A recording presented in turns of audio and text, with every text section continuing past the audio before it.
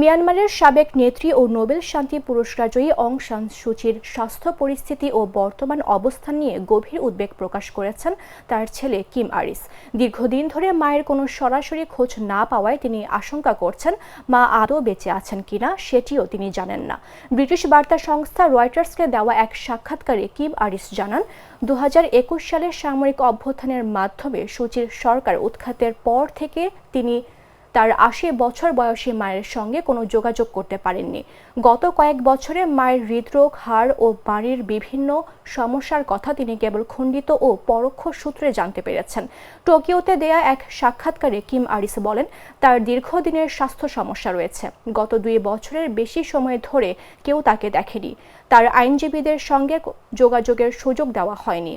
পরিবারের সঙ্গে তো নয়, জানা মতে তিনি এরই মধ্যে মারা গেছেন এমন সম্ভাবনাও উড়িয়ে দেয়া যায় না।